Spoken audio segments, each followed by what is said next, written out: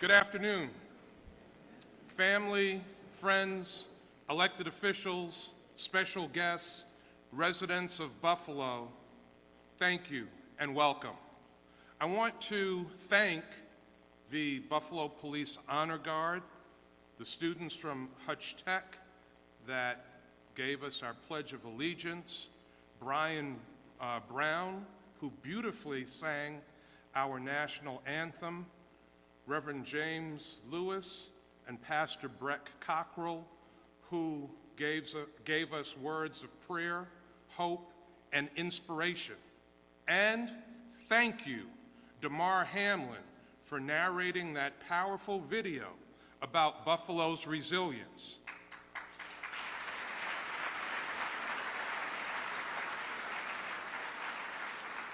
Damar Hamlin is a symbol of resilience, an athlete who met his challenge head-on and embraced the challenges necessary to move forward.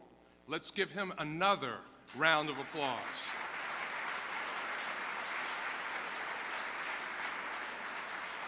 Before I start, I would like to recognize a couple of individuals who are leaving city government who have served their districts well. Council President Darius Pridgeon and Common Council Member Ulysses Wingo. I would like Council President Pridgeon to stand and be recognized. Let's give him a great big round of applause.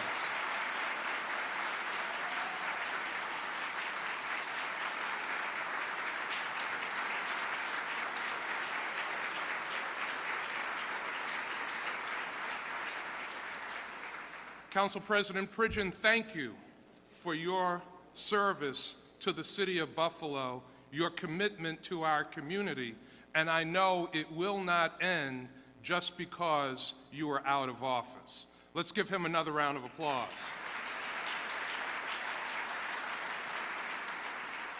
I also want to recognize the other members of our Common Council who are with us today. Let's give them a round of applause.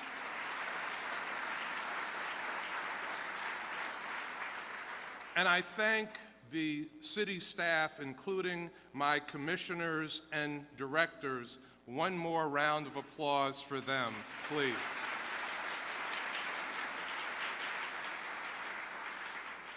I'd also like to recognize businessman and philanthropist Russell Salvatore.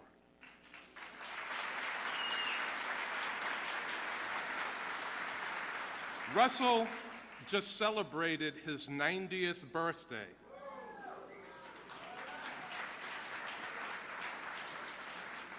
That's resilience. And I can tell you that Russell really knows how to throw a party. Russell, I can tell you, I look forward to attending your birthday parties for many, many years. Let's give him another round of applause. Today, I stand here as your mayor, humble, hopeful, and honored to be with you. That we are here together in this grand ballroom at the Statler is yet another testament to Buffalo's resilience. It was 100 years ago on this very day the Statler opened its doors. Back in 1923, Buffalo's population was more than 500,000 people and growing. For decades, this was Buffalo's place to be, a social center for generations of residents, attracting presidents, movie stars, even Reverend Dr. Martin Luther King Jr. But as with life, things changed. Population decreased, the building aged, and this property was at risk of being demolished. Thank God for Buffalo's history of resilience and ability to change. The Statler reopening is a victory for the city of Buffalo. Please join me in recognizing developer Douglas Jamal for believing in this building and the project started by the late Mark Croce.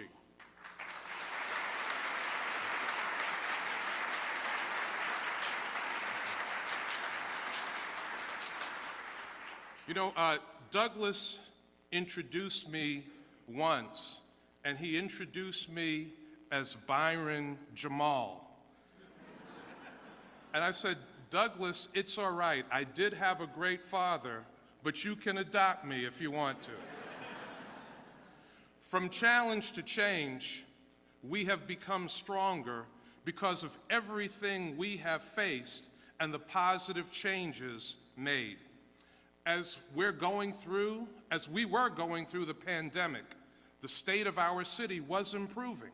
Then, on 5/14, a white supremacist traveled to East Buffalo and shot and killed 10 precious people and wounded 3 others. His expressed intent was to kill as many black people as possible. Every time I make that statement, I feel anger and sadness. I have to hold back the tears, like many of you. Not a day goes by when my wife Michelle and I don't think about 5/14 and the impact it has had on our friends, neighbors, and our community. In the days that followed, I heard your cries, your frustrations, your prayers for real change. I spent the summer trying to raise awareness about the need to end gun violence. At this time, I would like to take a moment of silence to recognize those whose lives were taken from us.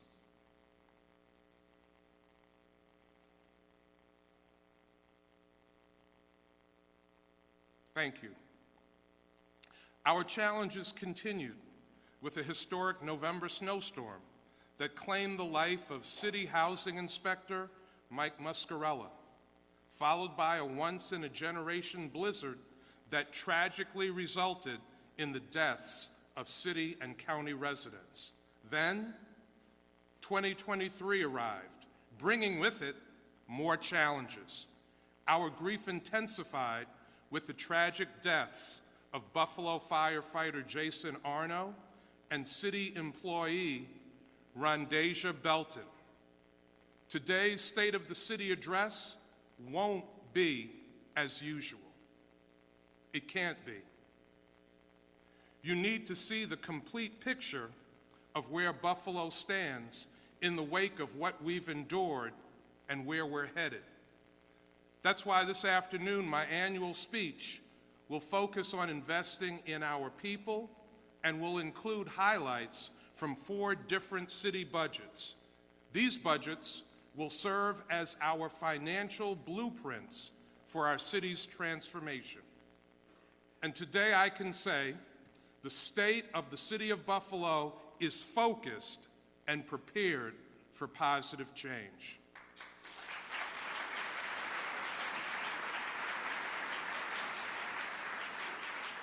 We are at a critical point in time. Buffalo's faith-based community call it a sacred juncture, a special moment when all of us should pause and reflect on healing and moving forward together as a community. My proposed city budget continues my ongoing commitment to fiscal responsibility.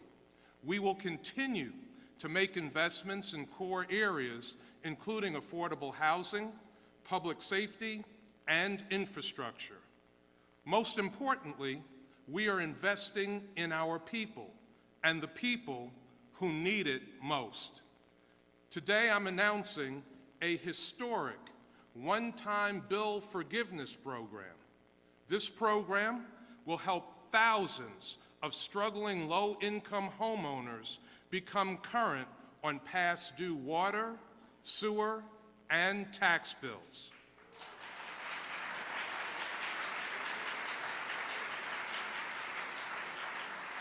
This investment is about $30 million and includes funding set aside by Governor Kathy Hochul to to help East Buffalo homeowners become current. I'm also taking it one step further. To help ease some of the stress put on residents during the pandemic, I have directed my departments of assessment, taxation, and law to not hold a foreclosure auction this year.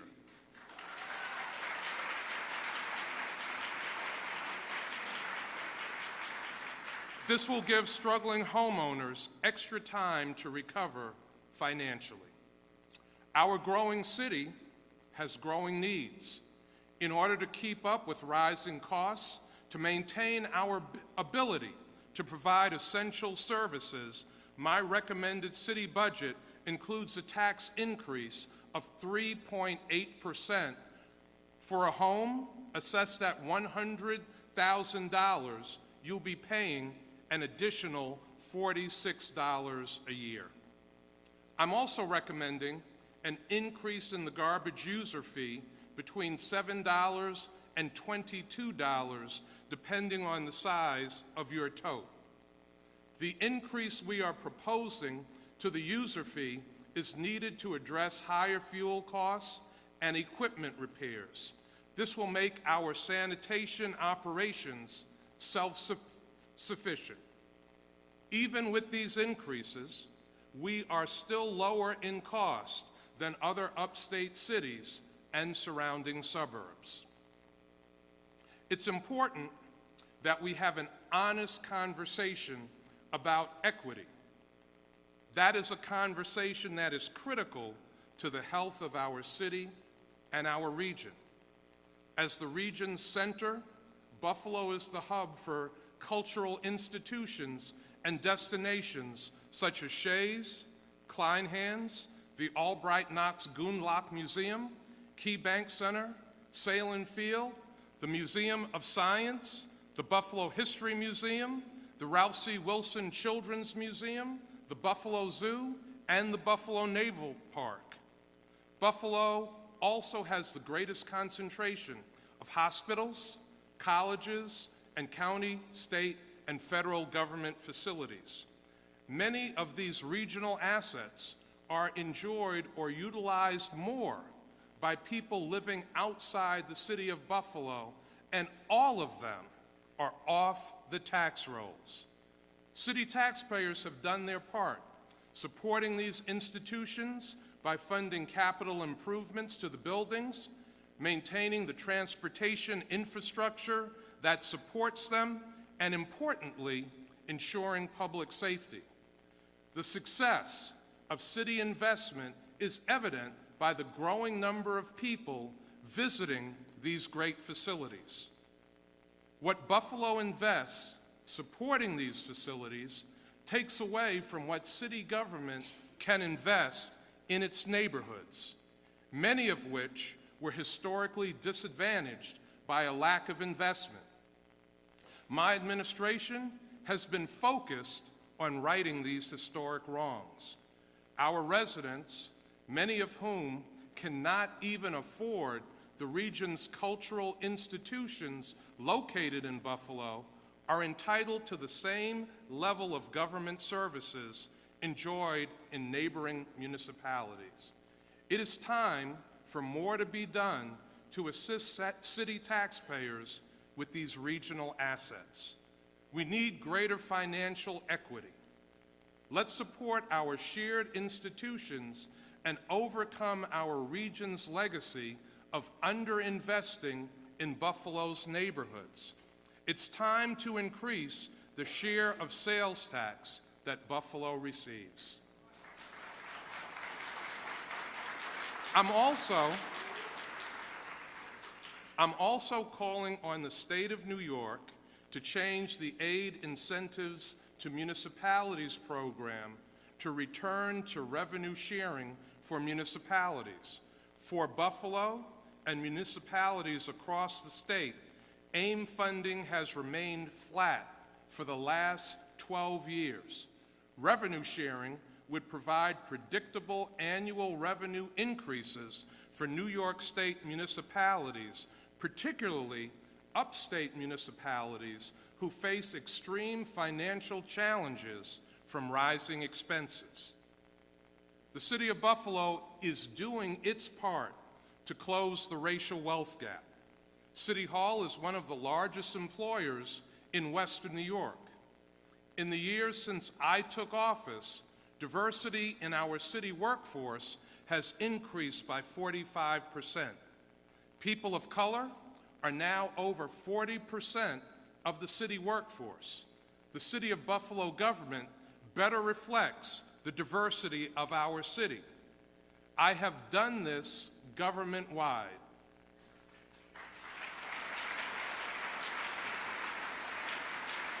And that is from entry-level positions to executive-level positions. I'm once again calling on employers from across our region to do the same. My goal is to reduce unemployment of Buffalo residents, and more than that, help residents attain living wage, family-sustaining jobs. One of our strategies to accomplish this is to expand workforce training programs in the City of Buffalo. That's why today I am announcing Learn to Earn Buffalo, which will expand workforce training programs in our city for youth through adults. Through this program, we're awarding funds to Say Yes, SEIU 1199, and a collaboration between Villa Maria College and Bitwise. We will again partner with the Buffalo Board of Education to provide funding for youth ages 14 and up that have to attend summer school. The money that will be awarded to these organizations will equip our residents with the skills they need to earn higher wages and secure promotions. These awards are only the beginning of this initiative aimed at ensuring the wealth and well-being of our residents.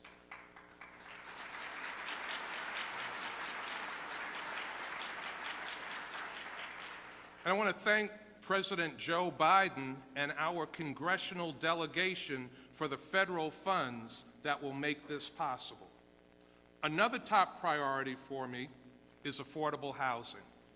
In the face of rapidly rising rents and home costs, we will not slow down our work to create high-quality, affordable housing. We embrace the opportunity to provide affordable housing to our residents, and we are doing more than our fair share for the region as the only municipality with a goal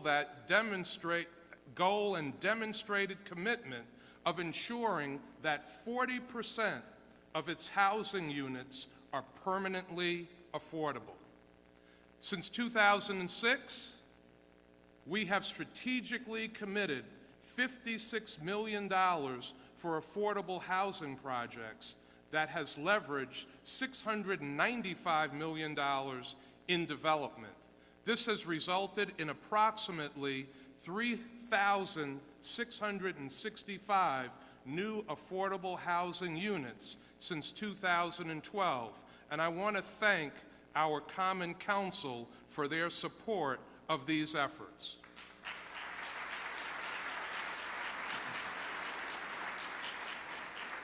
The Buffalo Municipal Housing Authority's Marine Drive, Commodore Perry, and Schaefer Village are each poised for major change, one of the most ambitious redevelopment undertakings in Buffalo's history. In the months to come, we will see major progress on all three projects. When complete, this unprecedented public-private investment in affordable housing will top $1 billion.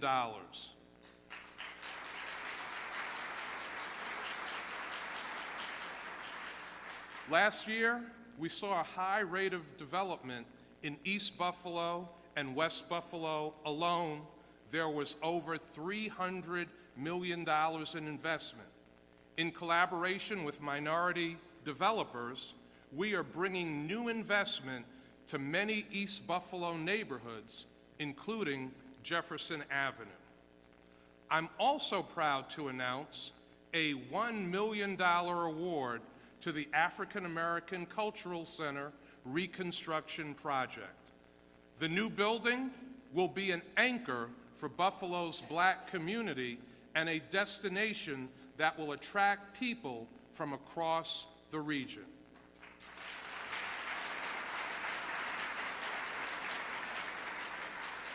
In addition to investing in our youth and residents, we must continue to ensure the quality of life in our neighborhoods. Public safety is the foundation for a strong community. In Buffalo, overall violent crime is down 11% this year. Homicides are down 50%, and shooting incidents are down 28%. I thank the men and women of our Buffalo Police Department for the work that they do to protect the safety of our community. Let's give them a round of applause.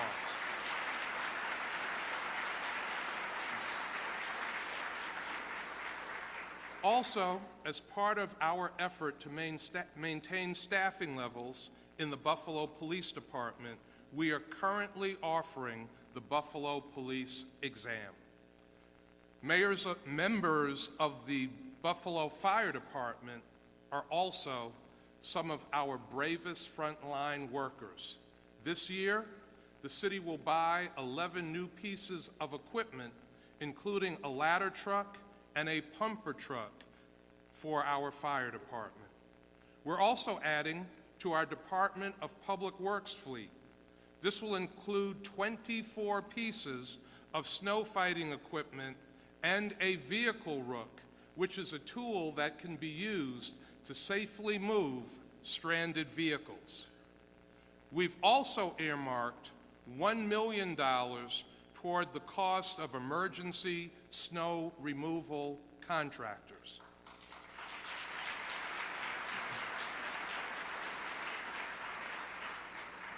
In addition, we're moving forward with plans for a state-of-the-art Department of Public Works campus and resiliency center.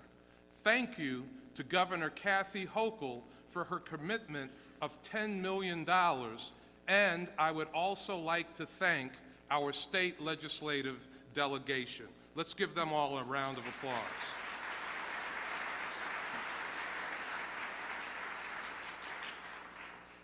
We must also, again, thank all of our frontline workers who worked tirelessly through the pandemic, working when it wasn't clear what the effects of COVID would be. My administration has set aside $11 million for a one-time hazard pay allocation to our city frontline workers.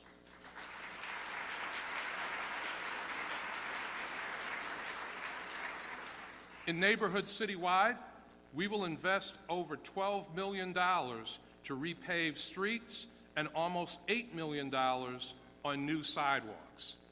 Also, to protect the health of our children and families, we've included a $10 million investment to replace old lead lines. In the last 5 years, we've replaced more than 1,000 lead lines throughout our city to protect our children from the dangers of lead poisoning.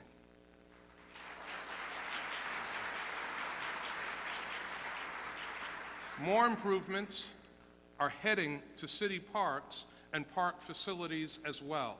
Some of the improvements include new sports facilities at Emerson Park and Kingsley Park, a sports complex at Shoshone Park, and improvements to JFK Park and O'Kell Park.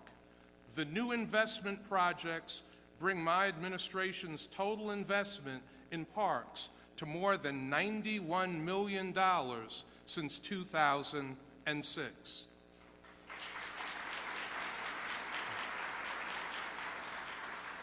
As I conclude, I want to go back to where I started today. We're just a few days away from the one-year remembrance of 514. No one is looking forward to this somber milestone, but it's important that we remember.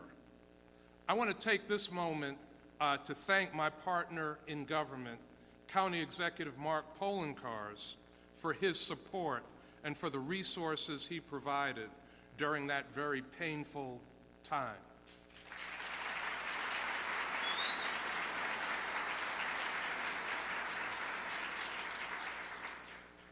I am grateful to the members of my 514 Remembrance Committee who have been working closely with the families, survivors, and our community on respectful ways to reflect on May 14th. I want to thank co-chairs Eunice Lewin, SUNY trustee, and Dr. Michael Edbauer, president of Highmark, for leading this effort.